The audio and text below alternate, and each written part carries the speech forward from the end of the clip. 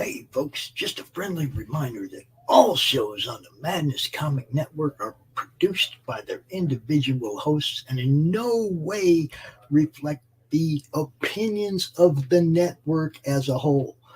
Hey, everybody, Dirk Manning here, the writer and creator of numerous comic books and graphic novels, including Nightmare World, Tales of Mystery, Brave But Not Dead, all kinds of stuff. And I am super excited for you because you are getting to watch right now, right this moment, out of all the things we're really going to be doing, you're getting to enjoy and revel in the Madness Comic Network. And that is awesome. Thank you for being here.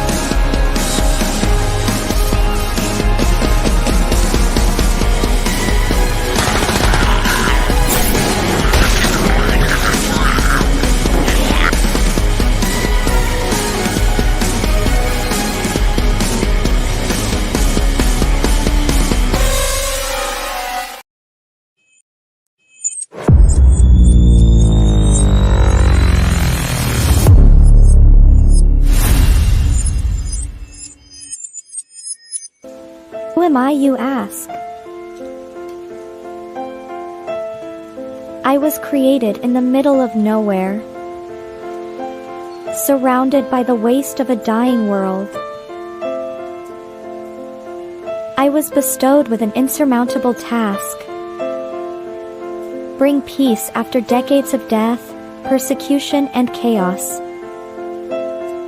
I am a grandchild of war, destined to help two camps which hate has fueled for far too long. Surprisingly, I am not alone. Have an odd bunch to make the road a little more bearable. Come with me, to bring hope where there was despair, respect where there was resentment, creativity where there was destruction. I am Pinocchio. And this is my story.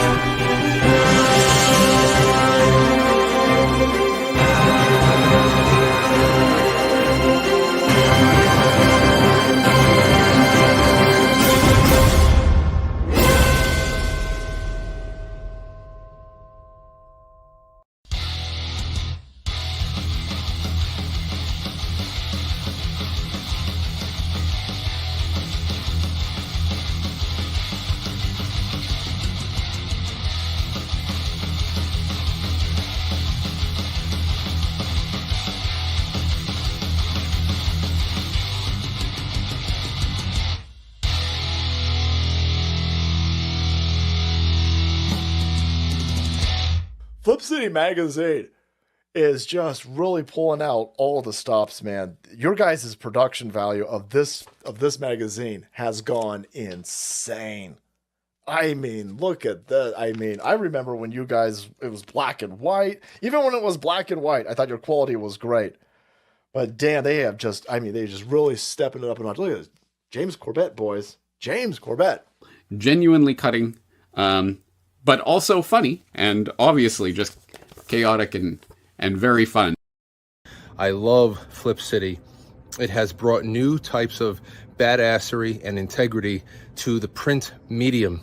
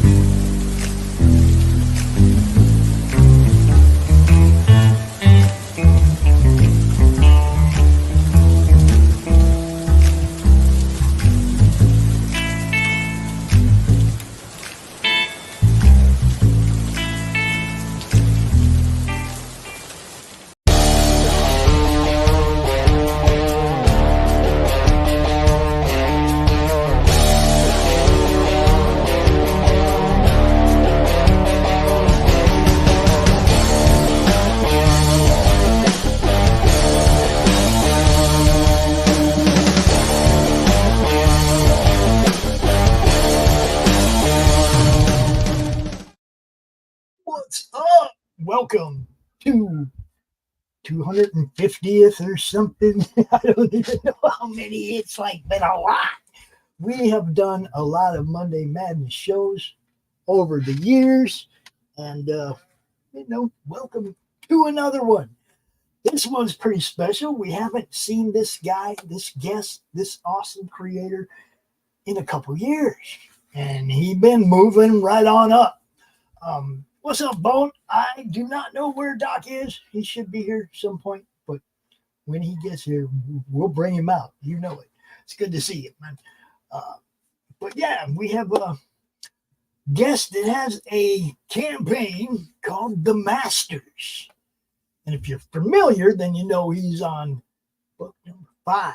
Now, I haven't talked to Austin since like book number 1, old CromCon. I'm going to have to go look and find that appearance just so I can cut a couple shorts out of it and show it off to everybody. But yeah, I remember when he first came out doing this, and there was some serious names on this. So I'm going to bring him out. I'm going to let him tell you how he get involved in this project, how he signed these people up, and, hopefully we'll have us a good show. What's up, Brock? What's up? You got something to say? No, you're just going to stare at me? Okay. It's always fun. You know what I'm saying? What's up, Brock? You just stand there looking funny. What are you doing? And they sneezes at me. Hi. You can see his tail back there. Just wag it away. What do you got, boy? He's chewing on something. I don't know. Anyway, without any more delay, I'm going to bring out our friend, Mr. Austin. Look, I don't want to hack your name, man. Come on and say your last name. How do you pronounce it? It's pronounced Huff, Huff, like rough or tough. Okay. See, that was one of the choices, but it wasn't the one at the top. So I know. I know. But it is. It is what it is, man. Thanks for having me on. Glad to be here. Hey, it's always good to see you, man. Like I said, it has been a while, and it's not because I ain't, out here doing this every week. You're always welcome to hit me up, man. We got so many different shows now, different days, different time slots. There's something for everybody. You are the hardest working man on YouTube, my brother. Well, I don't know anybody else doing what I'm doing, so I don't take either. that, you know, I'll I take don't that. either. Glad to be back. It's good to see you, man. But Good to see I you. want to first. I don't know if I should pull the campaign up or if you want to go back in time. Let's go back in time first. Let's go back in time. So this whole thing started. I had so to go really back in time. So my big hobby for most of my adult life is I make custom Mego action figures.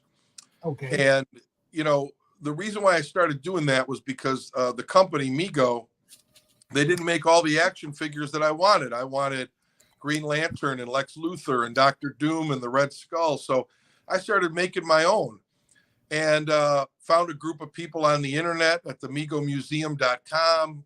Just a great group of guys, gals, just great team. And 650 or so custom action figures later, I was running out of characters I wanted to make. So I said, you know what? I've got some ideas for my own characters, and I started making my own. Right. The problem is that when you make your own action figures and you post them on the internet, nobody knows who the heck they are. It's not they look at it and say, hey, wow, that's a great Superman, or that's a great Flash or Hulk or whatever. They look at that and say, hey, that's great. Who the hell is it? So I had to come up with backstories for these guys. And when I did, an idea for a comic book story came to my mind, and the rest is history, Pops. I mean, you know, I started doing my research. COVID had hit. So it wasn't like I was going to be able to sell this story to DC Comics or Marvel or anything like that.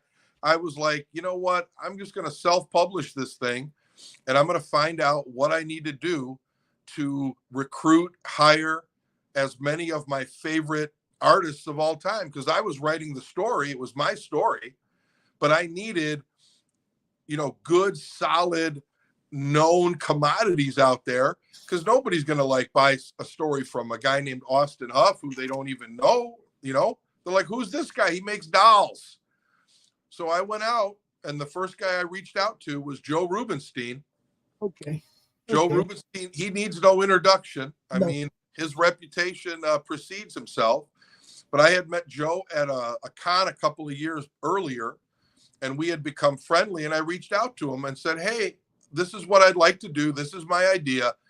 I'd like you to do some inking for me. And I gave him a list of 3 guys that I knew that he knew well, were friends of his that he worked with in the past. And I said, I'd like to get these guys to draw some covers for me, and I'd like you to ink them. And he's like, no problem. So he reached out to them for me. And one by one, they started reaching back out to me. So I started out with a list of 3. You know, the list of 3 was Alan Weitz, Ron Wilson, and Kerry Gamble.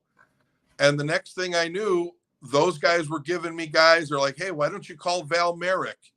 And why don't you call Tom Grummett? And why don't you call this guy? And here's Bob Hall's phone number. And what about Bart Sears? And what about, you know, so-and-so and so. And it just snowballed. It was like dominoes falling down. Yeah. And again, I don't know if it was the fact that they really liked what I was doing. I don't know if it was that they were doing other things and wanted to do more comic book stuff like I was doing, like traditional superhero stories. Right. I don't know if the COVID thing was affecting stuff and they were looking for more work to do. But at the end of the day, it doesn't matter what the reason is. Right. They all came on board. And, you know, I ended up, you know, talking to people like Joe Staten and Mike Grell and the agent for Ramona Fraden, and got all of them on board. And just, you know, Butch Geist came on board because Joe Rubenstein says, hey, why don't you call my buddy Butch? Bob Budiansky did a cover for the issue number 5, another friend of Joe's.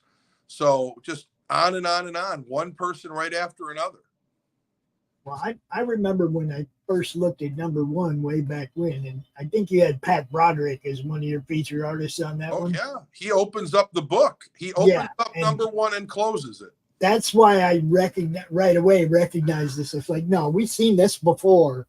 Yeah. I know what this is. You know, it's like, I had to jog my memory. You gotta give me a little credit. I talked to a couple thousand people about their comics since I talked to you last. So, right? Oh. It's pretty crazy, man. Fun. definitely fun and learning about all this stuff. And I actually got to meet Bob not that long ago at Grand Rapids Comic Con, and then Bob Hall. Yeah, and so I went there with a stack to autograph, right? Some of the old Thor, the nice old Thor stuff that he did, right? Right. And at the time, I was actually reading the Thor annual with the dwarf Afridi. I think it's his first appearance, right? Right. And I'm reading that, so it's in my reader stack, and I forgot to take it with me to get it signed. So I got everything signed except that, right? Just your luck, man. Just your luck. Yeah. And then the next time I went up there, I didn't realize he was going to be there, and there he was. Again, I didn't have it with me to get it signed, so yeah, I got you in my sights, Bob. You know what's up. Yeah, you got a hell of a team behind you, and like you said, with each book, it's grown, right? Yeah. So you got exactly. like this is your fifth. Yeah, this one is this one's real special. I mean, they're all special, and you know, I'm biased. It's my story, right? So I think it's great. I wouldn't have done it if I didn't. But I mean, on the covers, I've got Daryl Banks, the creator of the Kyle Rayner Green Lantern. Daryl Banks, I've had him commission some stuff from him over the last few years. He is such a salt of the earth guy. Love working with him. He drew this cover probably 3 years ago, and it was an homage to a John Byrne, Terry Austin cover from the X-Men. Just fabulous. And then I got Alex Saviuk and Jeff Isherwood to do a recreation of their cover for West Coast Avengers Annual #1 back in, I think, 1986. And then I got Alan Milgram to recreate his cover of Avengers 233. Remember the one with David Letterman on the cover? Yes, So I saw that. I got him to do that, and he modernized. Well, I shouldn't say modernized. That's putting it nicely. He aged David Letterman on my cover, and it came out just great. And then I was able to get a hold of Bob Budiansky. I'm a big fan of Bob's. He's done so many of my favorite covers from the old Marvel Treasury editions, and he created an homage to that famous X-Men cover, the giant size X-Men #1. That Gil Kane and Dave Cockrum did way back in like 75, I think it was.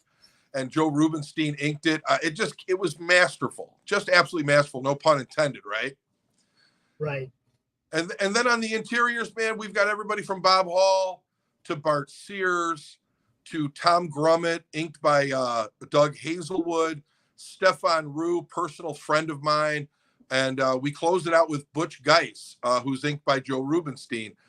And we have a guest inker, Jimmy Palmati, a guy who came in and did a couple of pages for us. He inked a page of Tom Grummett's and also a page of Stefan Rue's as a personal favor to me. Jimmy and the group that brought back Daredevil in the late 90s, early 2000s, he and Joe Quesada, Kevin Smith, Jimmy was a huge influence in bringing me back to comic books. And I was lucky enough to, I want to say back in 2019, maybe 5 years ago, meet him at the Cincinnati Comic-Con. And we struck up a really nice friendship at that moment. And we've stayed in touch since. And I reached out to him and said, hey, this is what I'm doing. Would you like to be part of it? And he said, absolutely. So, you know, having him on this final issue is, you know, I hate to use the term dream come true because a lot of people use it and it's overused. But I'm telling you, man, if it wasn't for him and Joe and Kevin Smith, I probably wouldn't have gotten back into comic books when I did. Right. It's funny that you just keep popping these names off, man. I'm like, yeah, he's been on the show. Yeah, I could just take up an hour of your show, Pops, just read all the names that I've got working on my stuff. Yeah. You know, you look at, I've got all these covers behind me framed, you know, and there's Stephen Butler and Bart Sears, yes, Al Milgram and Ramona Fraden and Ed Bennis is up there and Alan Weiss and Val Merrick is up there. Val Merrick. Just tons of guys. Val Merrick he's become a personal friend of mine. I mean, we talk on a regular basis about everything from comic books to life. And if you remember, he was co-creator of Howard the Duck. Mm-hmm. He was on the Baron Earls show on the network recently, and Jimmy's brother Peter was on the Comic Artist Hour with Les, like last weekend is or last week. It's like, oh, I'm just there. I mean, yeah, I love these people. I love it. I love the Indie Nation, man. Yeah, right. Absolutely. So you went through 1 and 2 and 3 and 4, and this is where you're at today. That's number 5. Yeah. Do you want to set the trailer up, or does it need set up, or should I just play it, or should I wait? Just play it. You know what? Just play it. It's I'm actually wearing the same shirt in the trailer as I'm wearing today. Oh. I love to be consistent, you know. But in all honesty, the trailer speaks for itself. Okay, 1 second. Rafi wanted to say hi. What? You want to say hi? What you? Yeah, there you That's go. what I wanted to hear. All right. There we go. That's the introduction we're looking for. Now he's not going to shut up for the next. Oh boy, here we go. Oh. All right, I'm gonna play this trailer for everybody. Check this out. You're gonna like it, I promise. Welcome to Power Comics headquarters, Stately Hough Manor. I'm Austin Hough. You're just in time. I just finished issue 5 of The Masters, the final issue in the 5-part series, and we're launching the Kickstarter right now. This issue, this is it, folks. This is the big reveal. You get to meet the mastermind behind The Masters. I'm going to start by showing you guys the amazing covers we have set up for you. We have 4 homage covers, 4 tribute covers. First cover we have for you is Darryl Banks' tribute to John Byrne and Terry Austin on X-Men number 133. Cover A. Here we have Alex Saviuk and Jeff Isherwood paying tribute to none other than themselves on West Coast Avengers Annual number 1. This is cover option number 2. Alan Milgram paying homage to himself on Avengers number 239 back in 1984, the famous David Letterman cover. Here, with The Masters issue number 5, with all of the superheroes, a tribute to Gil Kane and Dave Cockrum, we have Giant Size Power Comics, a tribute to Giant Size X-Men number 1. This is from Bob Budiansky and, of course, Joe Rubinstein. If you think the covers are great, wait till you get to the interior page. Bob Hall starts us off. He has the first 4 pages. Bart Sears takes over from there, and he has 10 pages where he gets to reveal the mastermind behind the Masters for the first time.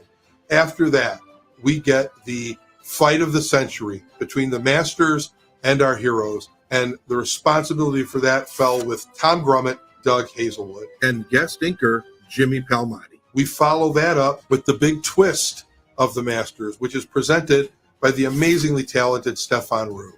And finally, the conclusion of the Masters is from Butch Geis and Joe Rubinstein with the final page epilogue that ties everything in together. Not only do we have these amazing interior pages, not only do we have these amazing covers, but inside issue number 5, just like issues 1 through 4, there is so much Bronze Age goodness. You're going to love it. The Who's Who pages that we've done. There are fun and games and mazes by the great Joe Woes. There are parody ads by the amazingly talented Mort Todd. Our Kickstarters have a ton of add-ons. We have posters from Luke Dobb and Daryl Young. We have posters of the covers. We have all of the previous issues and all of the previous covered issues. We have buttons. We have trading cards. We have stickers. We have autographs. We have original art. We have everything, folks. Everything that was available on the previous 4 Kickstarters will be also available on this Kickstarter. This Kickstarter culminates 3 years of hard work on my love letter to the Bronze Age of comics. I can't wait to share it with you. There's only one thing left to do, Power Comics fans, is click on that Kickstarter and power up.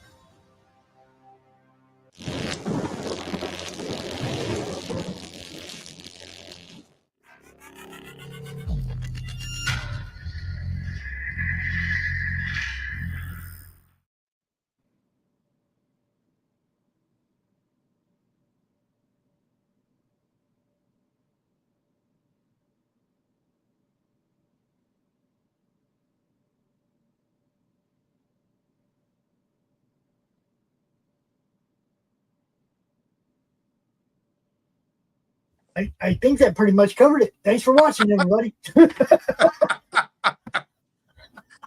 Not too shabby, huh? Yeah, yeah. Now, can you get that to me like in a 1 minute clip? Can you shorten that down where it doesn't show all the like tchotchkes and just the meat of it down to about a minute? Because if you can do that and you can send it to me, I would play it on the net. Okay. You know, it's just that 3 minutes. I can't play that during the show. No. I hear you. I hear you talking. And it's funny, when we originally did it, when we recorded it, I think it was over 5 minutes, and I'm like, wow, we got to cut this thing down. We got to cut 3 minutes and 20 seconds, and I'm like, you know what, man, we can't put any more time into this thing. We just got to let it fly. But I mean, you did a good job with a lot of people, like, they don't have any voice. It's just music and visual. And right. And that's great. But what if you're driving down the road and you're just listening to the show? Yeah, right. You're not watching, so you're not getting anything out of that except some YouTube beat, right? Right. You got to talk. You got to tell people what you got. Absolutely. Communicate with people. I have friends of mine, comic fans, that can't see. You know, like Fanta. Fanta can't see. Bascom, Jason Bascom, he can't see. Yeah. You got to give him the information verbally out here, guys, on right. your trailers and stuff. So I applaud that.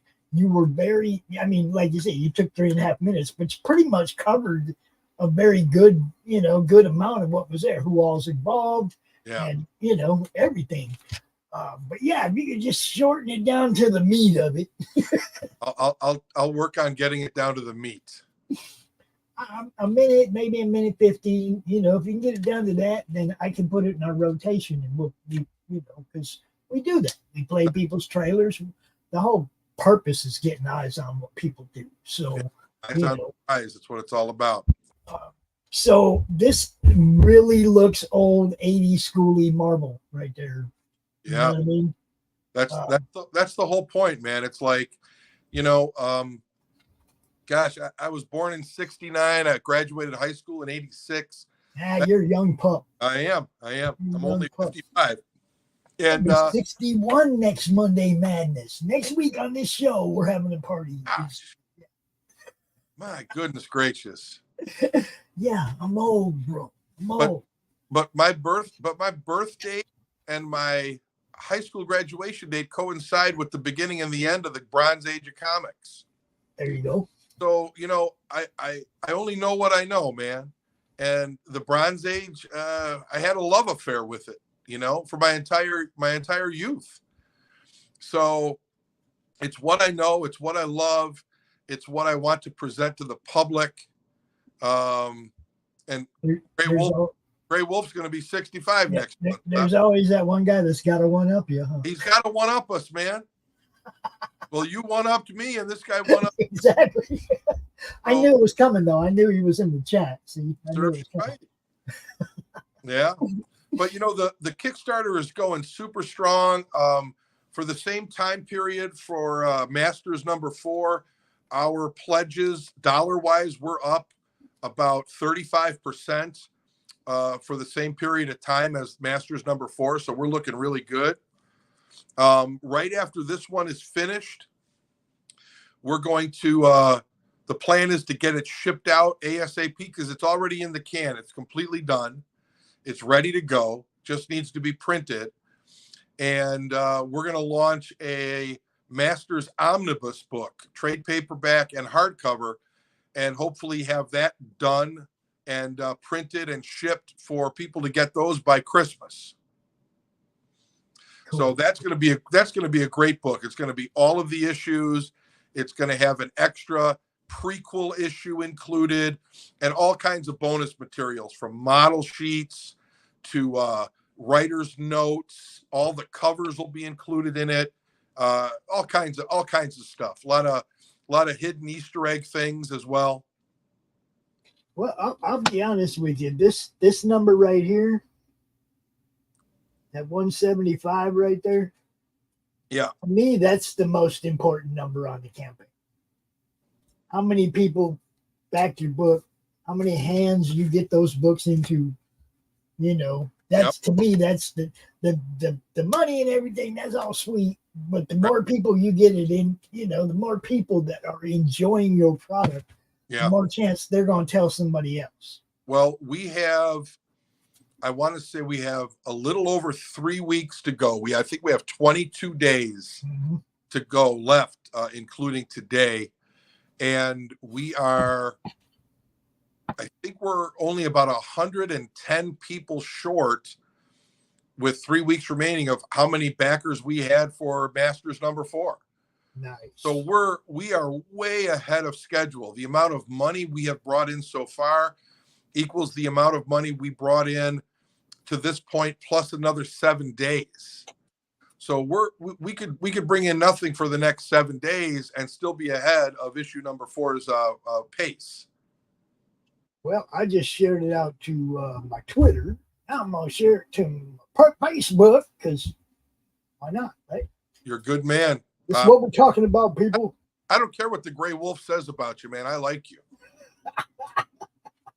It's not him I worry about. There's other people that we've got other enemies to worry about. It ain't even enemies because I just leave people behind. I don't have time for it. I'm trying to help people to go forward. I don't have time for that. So if somebody like crosses the wrong way or I cross them the wrong way, or I just leave them behind, bro. I'm moving, going forward, Yep. And I don't like that. I don't like leaving people behind. And some people come back. They figured out. They come back and they're like, "You were right, Pops. I'm sorry." And we get back on track. But hey, I'm trying to build something that's inclusive to everybody. That nobody feels like they're not allowed to be part of. No matter how many people scream and cry about, I don't like that show. There's 24 other shows. Right. Just don't watch that one. Right. Nobody's forcing you to watch it. Well, it's like any network. There's going to be shows on any network that you don't watch. Yeah, you could do one of these. You can turn the channel. Hold on a second. Click. That's why I try to bring everything. We have gaming. We have video game shows. We have tabletop gaming shows, RPGs. Well, I try to bring everything to the network so people understand. There's no gate. It's open. It's like I look at everybody hanging out in their little cliques, right? And I call them tidal pools. Right. Because if you don't go out with the tide, you don't get out into the ocean with the big boys anyway. Right. You got to get out of your little hole. And that's why I started trying to build this and bring people from all different shows and their audiences, and hopefully they bounce off each other and everybody's stuff grows a little bit. Yeah. That's really all there is to it, people. It's really simple. And then when I get, like CromCon was fun, and that's where I met you, obviously, but it's way more intense now when there's so many shows on the network, shows that aren't mine, that I have no control over. It's like it's hard to sit back sometimes and just let that go, but I'm learning to do that. And if I can do it in my network, I can do it everywhere, right? Who's Daryl Banks? Daryl Banks, he's the guy who did the cover for issue number 5. Oh, which up or down? Up or down? He's the guy who created Kyle Rayner's Green Lantern. That one? No, the keep scrolling down and you'll see the cover. Okay. Keep going. Oh, I like that. That's cool. Yeah. There's the cover right there. Oh. Yeah, Daryl did an amazing job. That still might be, he did that for me 3 years ago, and I've been holding on to it to show it, and put it on a comic book until now. That could still be the best cover that anybody's ever contributed. And it's hard to pick a favorite because, they're all mine, right? I mean, I wanted all these covers and I love them all, but man, this one, that original John Byrne cover on X-Men 133 with Wolverine just cutting up the Hellfire Club is, for me, such a classic cover. Could be my favorite of all time.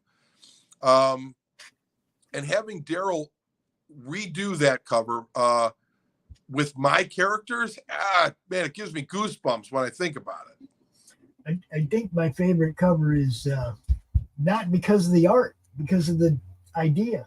I love Wolverine 50, the die cut cover. Yeah. Where his claws cut part of the cover out. It's like, come on, man. The idea, the concept was like, yeah, that was amazing. Now, I've seen some other ones since then, but I don't think I've ever seen any that grabbed me like that one did. That was like, yeah, it grabbed me so much. I even have the custom comic box with the claws cut out, the same die cut design, you know. So I prefer, I subscribe to the less is more theory typically. So the fewer the characters on a cover, I think the better. So Fan Expo was just in Chicago a weekend ago or so. Right. Ron Wilson and Tom Grummett, two guys that have contributed to the Masters, were there. And I went there with one comic book actually a bunch of comic books in mind. But one in particular that Ron Wilson did was the Captain America cover, where Captain America is holding up his shield and the Hulk is punching the shield. And all you see is Captain America, protecting himself with his shield, grimacing because he's getting hit by the Hulk. Yeah, he's just like, ah. It's so simple, but dare I say, it has such an impact. Right? It's so perfectly done. And it was great because he autographed it for me right on Captain America's shield. It was beautiful. Nice. So then we had cover C, which is Al Milgrom. Yeah. Right. Yep. That one you're showing right there, that's by Al Saviuk and Jeff Isherwood. Those guys teamed up for the West Coast Avengers back in the 80s. Al Saviuk is probably most known. He's one of my favorite Spider-Man artists. I mean, he worked for years on Web of Spider-Man.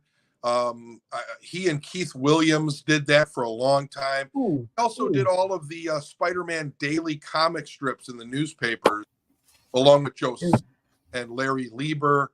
That's another name right there, Keith Williams. He was a Crown Con #1. Yeah, Keith Williams is fantastic. He is. Great dude. I think Keith, you look up the definition of salt of the earth in the dictionary, Keith Williams is right there. Smiling at you. Yeah, he's smiling at you. He's the hardest working man in conventions. I mean, the guy is everywhere all the time, and he's always promoting himself. He does a great job. He actually did a cover for me that I haven't even released yet. I have a comic book graphic novel coming out next spring after all the Masters are over.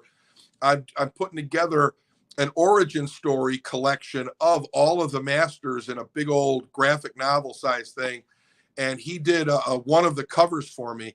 And it's kind of like you remember the old Bring On the Bad Guys by Stan Lee? Yeah, back in the 70s. It's kind of like that. So basically we're going to have origin stories of all 6 of the members of the Masters, and in between we're going to have the superheroes that are in the Power Corps sitting around, and each one is going to tell the story of that particular villain's origin. And then, of course, there's the X-Men tribute cover. Yeah. Just awesome. Just awesome. Yeah, absolutely. And then we get into the interior pages. Bob Hall was the first guy that I brought in to do these pages. And that's like the opening splash page to issue number 5. All of the heroes are gathered at Black Owl's headquarters, trying to figure out what do they have to do to stop the Masters. Just great work, great color. Mort Todd colored the entire book. He lettered the entire book. It looks spectacular. You probably remember Mort Todd mostly from his work with Cracked magazine in the early 80s. I have a stack of them over there. I know exactly who he is. You're exactly his clientele, my man. You're the guy who bought all the Cracked magazines. Yes. Well, that wasn't all. I was buying Freak Brothers. I was an underground comic fan. Sure. I mean, more than I mean, I liked the Defenders and the Avengers because the first thing I saw was the first thing in Marvel Comics I looked at and paid any attention to was the cover of Defenders 10, and it had Thor fighting the Hulk. Right. I was a mythology nerd. Marvel just sucked me right in right there. Yep. I became a fan of the Defenders and the Avengers, and of course that would branch you out 20 different directions. Became a fan of Silver Surfer and Thor, and you Yeah. know. Yeah, absolutely. So it's crazy, man. But those were the Marvel things that I liked. I never really got big on DC. I liked the Green Arrow, but I didn't. The Power Trinity was, yeah. I don't know. I loved Green Lantern, Green Arrow by Neil Adams. That was an all-time favorite of mine. But my first comic book, coincidentally, was also a Defenders comic. It was Defenders number 18, and it was a Gil Kane cover, and it was the first appearance of the Wrecking Crew. Oh yeah, I have that. Yes. And that totally drew me in. I'm like, wow, this is spectacular, and I was hooked ever since. I was 6. I was a little bit older than that, but yeah, I mean, once they hooked me. But then at the same time, I found out about other kinds of comics because I had older siblings. Sure. Okay. So Freak Brothers came across the table. And it was like, what is this? Oh man, this is hilarious. And then you couldn't get those comics just anywhere. No. Right? Okay. No, called so underground. you got this 13-year-old kid standing outside of a head shop, which is a place where they sold weed paraphernalia. What right? a shop is, Pops? Yeah, that's a head shop. Yeah, weed paraphernalia and stuff like that. Back in the day, they didn't have weed. Right. You couldn't buy weed. You couldn't go in there and say the word bong. Right. It's like they had rules, but it was a smoke shop where you could buy stuff to smoke on, right? Paraphernalia. Papers, it was like that. But they would also have the adult or underground comics and stuff like that on a rack. Well, Right. a 13-year-old kid can't even go in the store. Yeah, man. I remember High Times was a huge magazine back then. Yeah, we couldn't get it, right? So, like some kids standing out outside the liquor store trying to get somebody to go in and buy them a 6-pack of beer. There's me standing outside the head shop trying to get somebody to go in there and buy me some Freak Brothers comic books. That's awesome. That's awesome, man. That's a great story. And I did do that, but then my older cousin turned me on to a bunch of them. So he was a huge comic collector. He turned me on to a lot of what I like now. Yeah. Well, that picture you got up on the screen, man, that's by Bart Sears. And Bart was a huge contributor to this issue. He did an alternate cover for issue number 1. And he did the 10 pages where he was the guy that got to draw the reveal of the mastermind behind the Masters, the guy who put the team together, so to speak. And he was the perfect choice, man. I tell you what, that guy, he needs to draw. He doesn't get the credit he's due. He's absolutely spectacular. His style is so original. It's so his own. You see Bart Sears' work and it's like, yeah, man, that's Bart. And I truly believe the stuff he did for me was Bart at his best. I truly believe that. It was spectacular.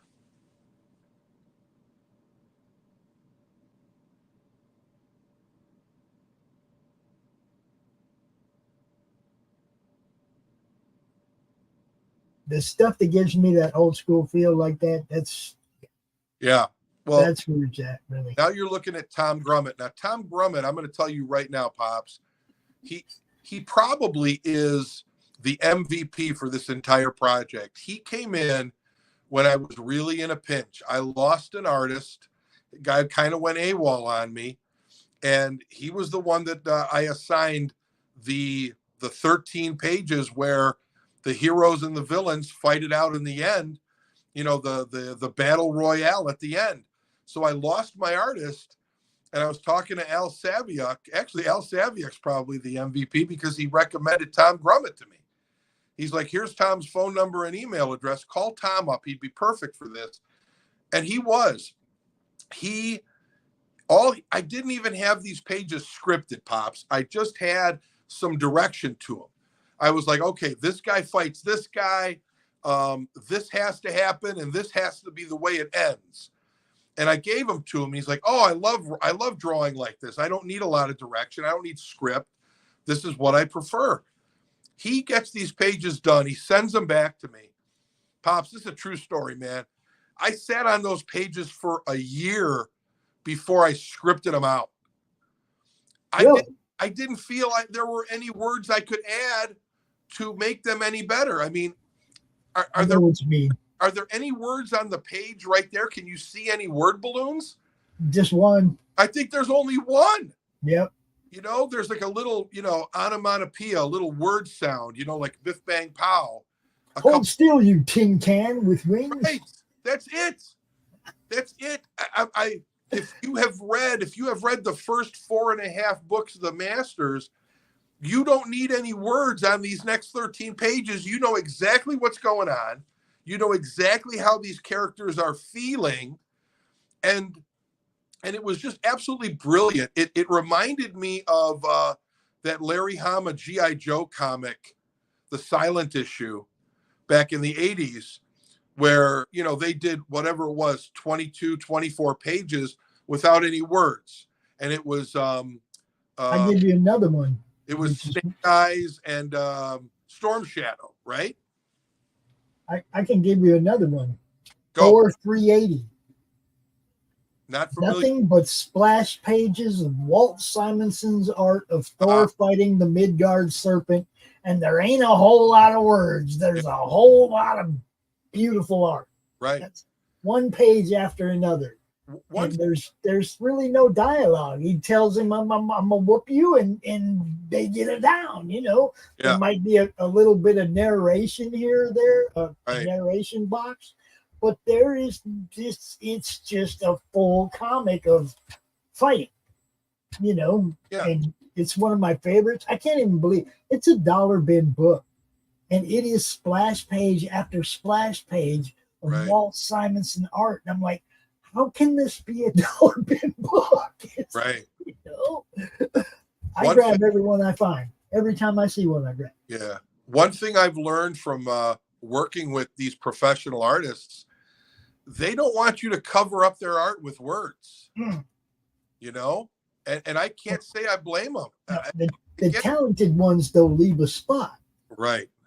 But some of this stuff doesn't even need a spot. If you scroll back up at that splash page that Bart Sears did, I don't think I didn't include the dialogue box in this one, but I put the dialogue box between the Black Owl's 2 feet because I didn't want to cover anything up. Right. And it's down there, so when the reader gets it, it's not going to be in the way. And he only says the guy's name. He only addresses the character's name, and that's it. Because that's all needs to be done. Look at those guys. They're pissed. Yeah, they're ready to fight. They're ready. And then the last couple images are on pages that I really couldn't post full pages of these because they would reveal way too much. Right. So I just posted a couple of panels. That one's by Stefan Rue, who is, he's just a pro, man. That guy's unbelievable. He's actually a personal friend of mine. He doesn't live too far from me, so we get together on an irregular basis. And I actually had Daryl Banks, of all people, do a couple of commissions for me, and I wanted Steph to paint them with watercolor. I didn't want to do a traditional coloring of it. I wanted to watercolor it, and I went up to his house with them, and I'm telling you, man, this guy, it was like watching a baker frost a cake, man. It was just like zoom, zoom, zoom, zoom, zoom, done. It was just a master class, man. Dude, it's a master class for sure. You got some heavyweights on this one. Oh, what can I tell you? And then if you scroll up another one, you'll see our buddy Mort Todd from Crack Magazine. No, go down. I mean, he did a parody ad. Remember the old ads for what was it called? Water World or Ski World? Scroll down a little bit, Pops. Okay. Yeah. Snow World. Yeah. Remember the old ads for Sea World? Yeah. Okay. DC had an ad that had like Superman, Batman, Wonder Woman in it. So we did something similar. I thought that came out great.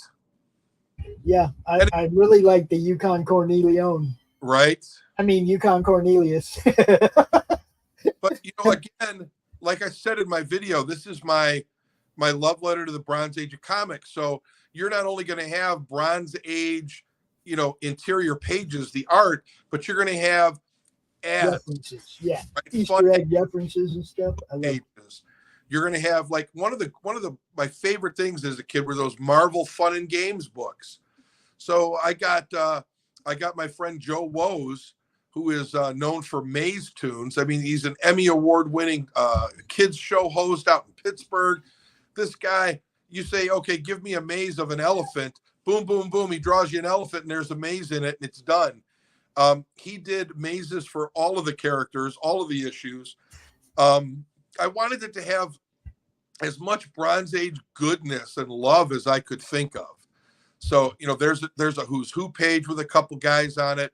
I couldn't put the other Who's Who pages here because it reveals too much. The reveals will come when people get the physical copies. Yeah. Fun and games and mazes and everything. Check it out. Everything, man. But see now, look, when you do this, you need to have one that's in the book and then a one that's not attached to the books whatsoever. So you're not detaching it so that you can give somebody else to use to play, like a kid to actually, work the maze or whatever. Right. Because I ain't going to let the kids go get a pen and be drawn in the book. You see what I'm saying? I tell you what, as an add-on for the trade paperback or the omnibus that's coming out in December, we will have pinups of all of the mazes for people to buy in sets of 5. Nice. So they can have those. And another thing, good friend of mine, Chicago cartoonist Alejandro Escovedo, he did a bunch of coloring book pages featuring all of our characters in cartoon style. Okay. I'm actually going to print those out and give those away at conventions and also offer them as add-ons as well. Maybe put them together as a coloring book and have it as an add-on for our next Kickstarter as well. And what is this, some kind of ash can you're doing? What is this? That is if you want to be drawn into the final issue of the Masters, which is issue number 0. It's a prequel. Okay. You give us, I want to say we priced it at $200, and you will be drawn into the comic book. Now, this example, this is my buddy Brian, who wanted to be drawn into our other comic book series, Super Joe Unlimited, which is going to be, we did the Kickstarter last summer. We had some bumps in the road in production. We finally have it ready to go, and it's going to be shipping on October 1st. Oh, cool. Yeah, so the way things are going, we've been delayed a little bit with some things. We've had some technical difficulties, some publishing problems, printing problems, personal problems. I mean, you name it. But in a couple months, we're going to have 3 comic books out. We're going to have Masters issues 4 and 5 out, printed and shipped, and also Super Joe Unlimited number 1. And then we're going to go into production on the omnibus package for the Masters. Right. So you do have back issues available. People can go down here in the add-ons and you can get caught up. Get caught up. That's important, people. You got to be able to get caught up. All the trading cards from the previous campaigns, right? Right. Okay. All the buttons from previous campaigns. I like stickers. Have you thought about having your characters chibied? My character's what? You know what a chibi? I don't think Chibi art is? It's No. like they take an adult hero and they make it a little kid, like Superhero Squad. Oh, okay. Yeah, chibi characters. You should have all your. There's a guy, 6 a.m. Comics. Yeah. On Twitter. Yeah. He does chibi art. He does. I mean, he's done them for so many campaigns. Yeah. He's amazing. He even drew Crom as a chibi. Wow. Like Crom's kind of already a chibi, so that was kind of hard. Right. You know what I mean? I mean, but yeah, those people love those things. The chibi art. It's crazy. Yeah. Okay, now wait a minute. We got action figures. Yeah. Okay, look, we have another show on the network called It's Frickin' Figures. And it's on tonight at 8:00 on the network. And they go out and they talk about different action figures and stuff that are out there. The design, who designed them, all that kind of stuff. You might consider reaching out to Dustin and going on his show and talking about your action figures, man. I don't really want to get into the action figure making business. No. But these are nice one-offs. If people want a set and they're willing to spend the money, I'm more than willing to make them. I've already made, I think over the course of the first 4 issues, I've made 10 or 12 sets of these. They're cool. I like action figures. I like man, there's so much that people are doing now. It's crazy. There's nothing we can't do, Pops. Yeah.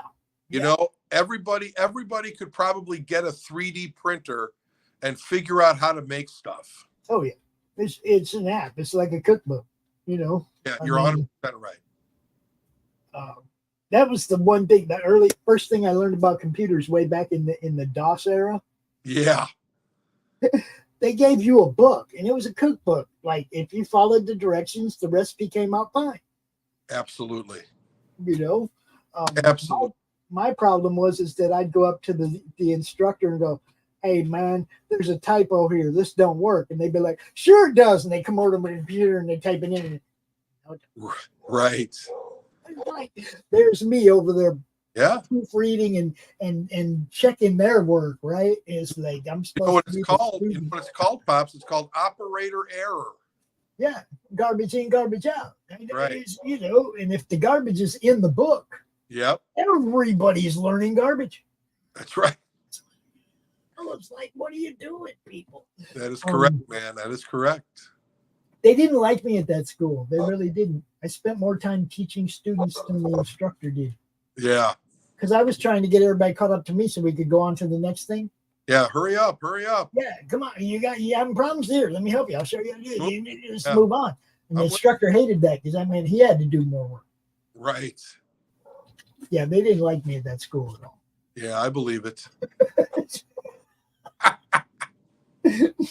There was no job placement when I graduated. I'll tell you that. They didn't give a shit about me at all. They didn't care if I got a job. They didn't care if I went out and ended up in the street. Yep. They did their job. They're done. Well, they had job placement for all the other people that were slow. Yeah. That needed help, but they didn't have job placement for the guy who actually crushed the course and would be an asset to any company. Right. They didn't try to help me get placed at all. Story of my life, brother. Story of my life. We're losing, man. We got original art by Ron Wilson and Joe Rubenstein. Original art, people. Original art, people. Yeah. I think we've got some original art by Greg LaRocque, inked by Rubenstein. Ron Wilson, inked by Rubenstein. There's the Greg LaRocque page. Yep.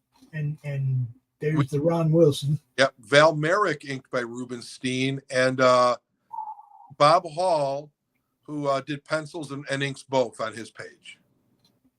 Dang. People. Right? Original art. You original art people, you know what's up. Yeah. And there's also original art from Tom Morgan. He did a bunch of pinups for us. One of them is already sold, but there are 4 left, and they're all priced reasonably cheap, $150 for the Tom Morgan art.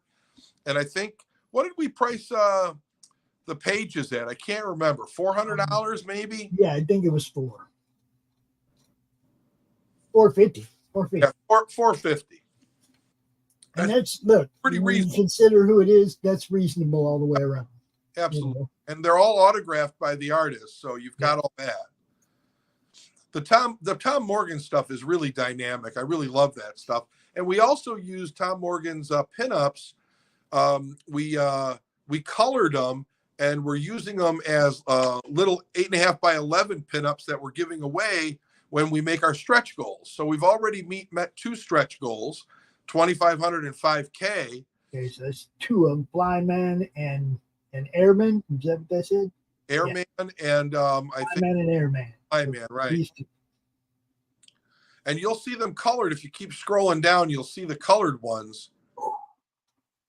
But that's what all the backers are going to get for free.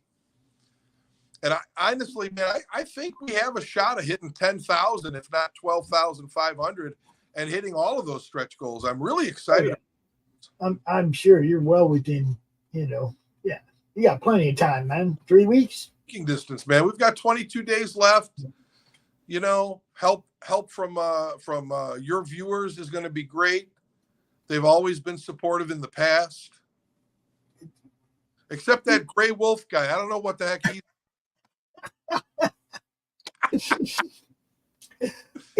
It's kind of funny because right now, I mean, we have a bunch of people watching over on Twitter, and I don't think people on Twitter understand that you can actually open a separate window and there a chat appears.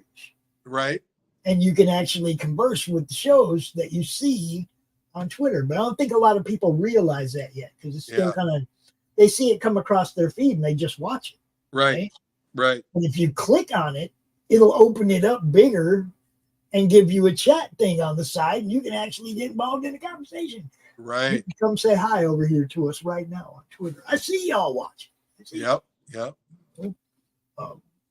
It's pretty crazy. It really is. Yeah. Now that individual image right there with the group shot, that's done by Tom Morgan as well. That's like the big stretch goal of 12,500. He did that for me a number of years ago. It was originally, it's an homage to a black light poster drawn by Jack Kirby of the Fantastic Four.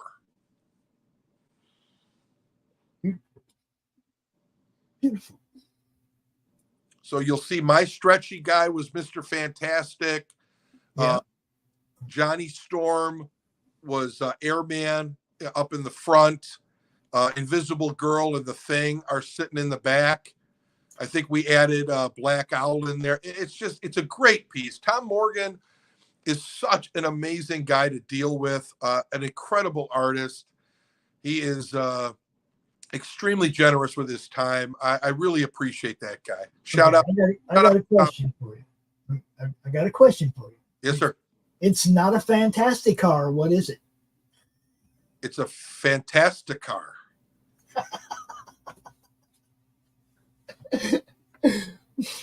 I just know. You know what I'm saying? I know what you're saying. Does it have the little pods that break off? There's my dude. That dude's awesome right there. There's your buddy. Yeah. He did a picture of him. He did the cover of Super Joe Unlimited #1 for us. If you look in the on the network, we have a playlist for interviews from Comic-Cons. Yeah. And we got him a couple times now where we've done a short interview with him live from the floor.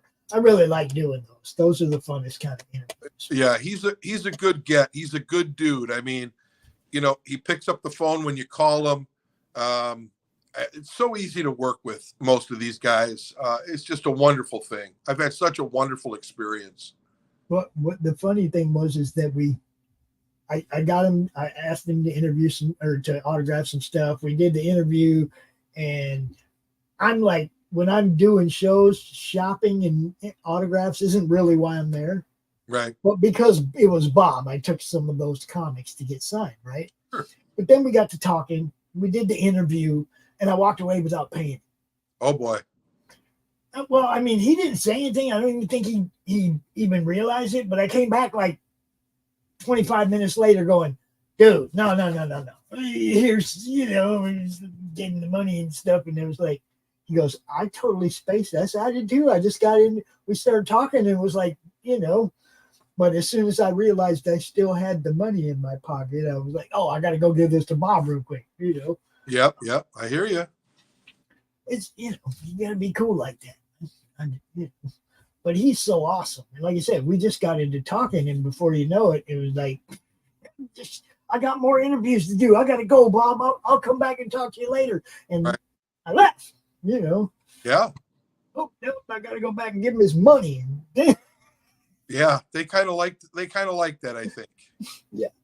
But look at all this stuff, man. The Thor, the Avengers. Yeah, I took that stuff down there, got it autographed. I think I got a West Coast Avengers autograph too. Love that dude, man. Yeah, he's done some great work. And this guy, yep. Bart,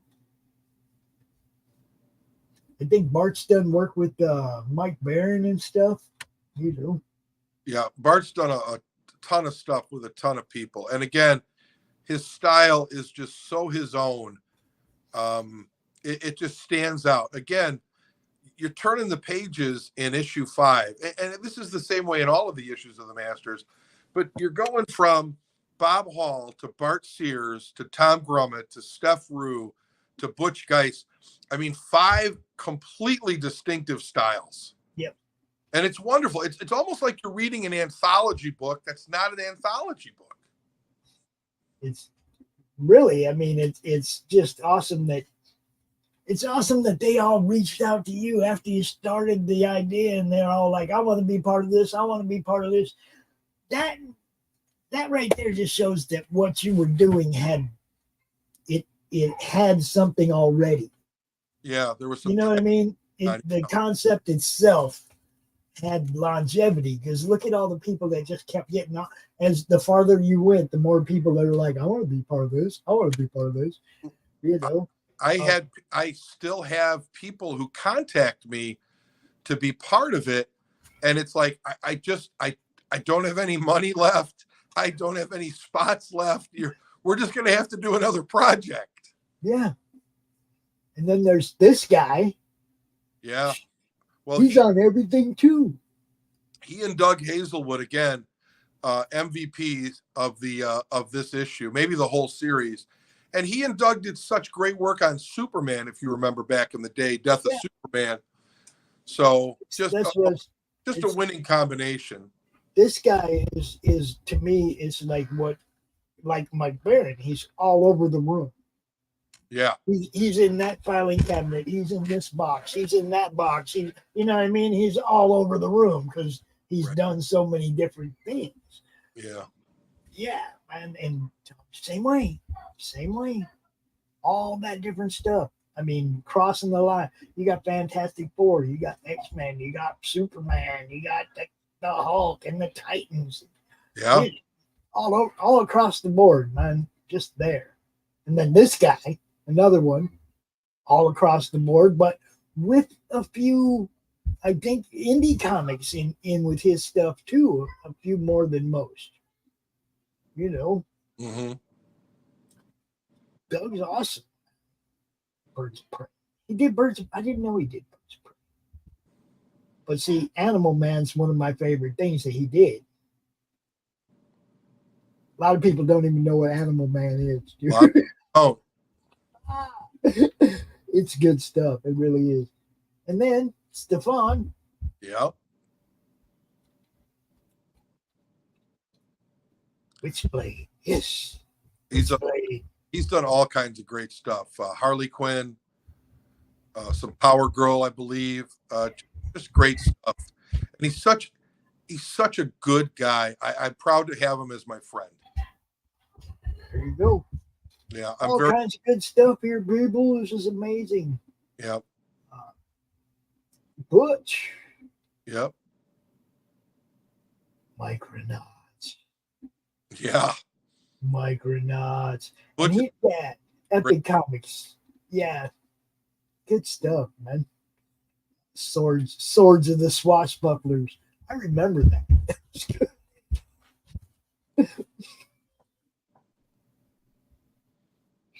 I can't even say nothing about this dude.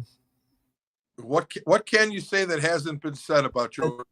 Yeah, that's what I mean. Ain't a whole lot I can add to what this man is. His body of work speaks for itself. I'll just say it like that. Yep, he needs no introduction. And I have so many of those comics too. So many of the things that he did, even the handbooks. Yep. You know, yeah, I have a lot of the stuff that he did. And then there's Jimmy. And there's Jimmy. That photo was taken 5 years ago in Cincinnati. I had a autographed Harley Quinn by him and Amanda, but I had this friend who it obviously meant more to him than it did to me, so I sent to him. You know, look, people, I love collecting, but some things have a certain home they're supposed to end up in. I got a lot of stuff. Not all of it means all that much to me. There are some things that mean tons to me, right? But some of this stuff I have is supposed to be somewhere else where it would be more loved. Right. You know what I mean? I That's do. why I always tell people, if you see something that I'm showing off, let me know. And if it means more to you than it does to me, we worked it. You know, it's like, I want it to be where it belongs. I don't want it to be here in a box, or you know what I mean. I do know what you mean. Yeah. I love my comics, man, but I also believe in that. Not pay it forward, but pass it on. Sure. You know, isn't that what we did when we were kids? Absolutely. You read a book, you gave it to your buddy. You're like, dude, this one's cool. Check this out. Right. He give you something, and you know what I mean? That's why they all got beat up, folded up, stuck in your pockets and stuff. But that's what they were for. I think girls did that with clothes, and we did it with comic books. Yep, pretty much. Well, they did it with Barbies. Oh yeah, Barbies too. Sure.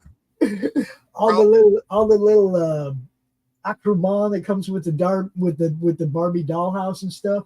Yeah. My sisters would trade stuff with their friends. They would get out they'd steal my model paints and paint their little furniture and stuff that was like plain white. They'd put little flowers on them. Right. They were just as crazy about their stuff as we were. They just won't admit it. But yeah. They were. Oh man. I hated Barbie.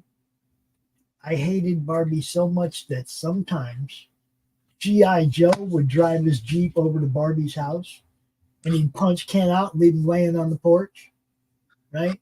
With a black eye. I got so much trouble for drawing on my sister's Ken. Oh. What can I tell you? She come looking for her Barbie and be my G.I. Joe's Jeep with G.I. Joe. You know? Killing me over here, Smalls. What can I tell you? I had older sisters, man. They got me all the time. When you got older sisters, you got to get them sometimes. Sometimes. You know, because what, Rock? Yeah. Oh, Rock's back. He's agreeing with me. Yep. You got older sisters too? He's looking at me like, dude. Yeah. If you scroll down a little more, you'll see a couple pictures I took with Ron Wilson and Tom Grummett last week. Oh, there you go. What's up, Ron? See, now I follow Ron's YouTube channel, and I'm pretty sure he follows ours. So he might even see this later on sometime. Say, hey, what's up, dude? I hope so. That's beautiful. He drew that too? He drew that. It was inked by Joe Rubenstein. Nice stuff. Yep. There's Tom. Yep. So there's 2 pages there. The page that I'm holding is pencils only because Doug Hazelwood inked that electronically. But the page that he and his wife are holding, that was the page that was inked by Jimmy Palmiotti. Right. Okay, cool. And I want to say, this is the real Tom? That's the real Tom Grummett and his wife, Nancy. This is the real Tom, the Tom with hair? Yeah. Hey, man, that's along here. Wow, crash again. Put the gate back up, boy.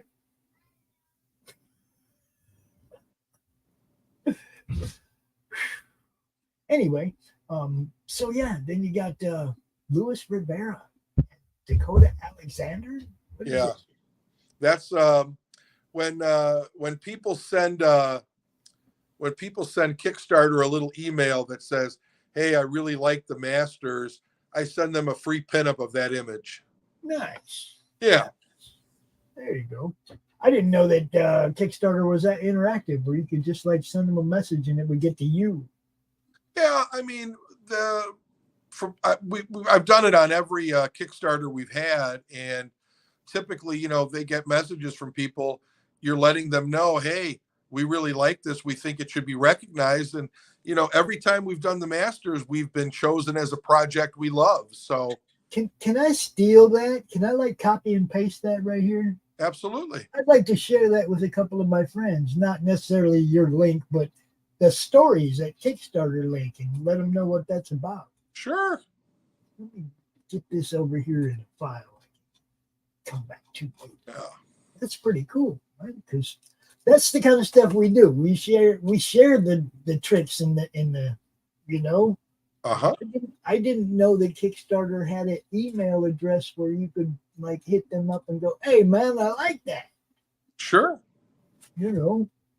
So right there, people, if you email Kickstarter, stories at Kickstarter, and simply say, "Hey, I backed this project," and put the link to the project you're talking about, you might help that guy out even more. Yeah.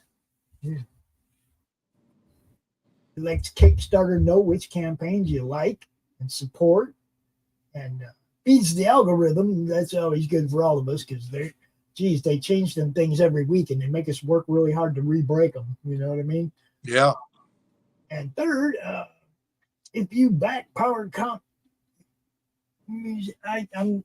PowerComicsInc1@gmail.com on your email, if you make that a CC on your email, then we will give you the pinup featured above, absolutely free, at the conclusion of the campaign. Now, that's for physical backers, right? That's for any backer.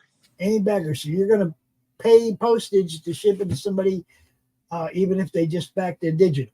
Sure. Okay, just checking. There's, you know, some people be like, "Man, I'd really like to get that, but I can't buy the book." Well, you can still get it. Get the digital. You know, make a pledge over here.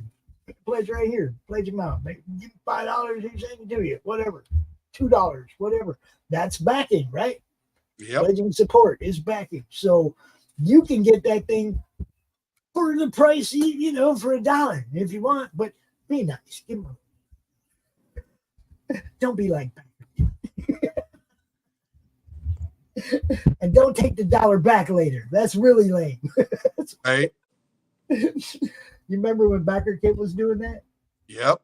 They were backing everybody's campaign for $1, and then they'd take the $1 back later on, and they were just using the fact that they backed you to up their numbers. Sure. You know, it's like, what? Get out. So many scams. You got to tiptoe through it, people. You got to tiptoe through it. Watch out for them people on Fiverr that are guaranteeing they're going to get your book seen and sold and everything, because most of them people, all they do is build their own website. Correct. Make it look better and better, but they ain't never out there talking about you. You know, there are people that you can count on. That when somebody says, "This is what I do, I promote comics and I help people sell," go look and see if they're out there online promoting somebody's comic and actually trying to help them make sales. Because if they're not going to do it for you either. Right. You know, right. At least people know, like they look at me and they see me out here doing this, right? Every day we're promoting comics. We're trying to help people get seen and sell books. If you're going to pay somebody that you know is out here doing the job. Right. Not somebody that's in your email telling you how good they're going to do the job. Go look and see the job they've done. 100%. Work at it. I'd much rather people that actually do promotion get those things, get that support, not people that are in your inbox, in your mailbox. They don't do nothing. They got a good looking website, but they're not out on Twitter or Twitch or TikTok or anywhere promoting anything. Right. They just got a really nice looking website, Right. with some testimonials. There was one guy I saw on Twitter actually going, "Look what I did for this campaign." Well, the campaign was Graham Nolan's. Oh, geez. And I hit Graham up and I said, "Did this guy do anything for you?" He said, "No." So there you have it, people. There's people that are going to lie. They're going to say, "I did this for that guy. I can do it for you too." If you don't see them actually out there doing it, don't give them. Yeah. The proof is in the pudding, man. Just ripping you off. Don't give them a dime. I'm just saying. Well, everybody who's watching the live stream here and who watches it later, please comment in the comments below if there's something that you'd like us to be doing that we're not doing, an extra add-on or something else available, or if there's a certain genre of comic book that you would like to see us work on that we're not currently. I'll tell you, we have everything, a lot of different things in the work, from horror to adult humor to murder and suspense. We're even touching on some religious comic books. Nice. So we've got a lot of different things in the hopper, working on some comic strips, actually working on a comic strip right now that we're hoping to get into syndication. So there's a lot of things going on at Power Comics, folks, and we really appreciate your support. And it's been a fun ride, and I think we're going to keep riding for a while. Yeah, it looks awesome, guys. Go check it out. Obviously, 175 comic fans can't be wrong. That's right. Let's make that number higher. There's more of you out there that aren't wrong too. You're right. As I always say, man, power up. Somehow, our other guest forgot or something because he never showed up. So you got a whole hour and a half to yourself, Austin. How's that? Yeah, I tell you what, Pops. I'm gonna have to rearrange my will and move you up in it, I think. Just make me a footnote, bro. Just a footnote. Well, better than nothing, right?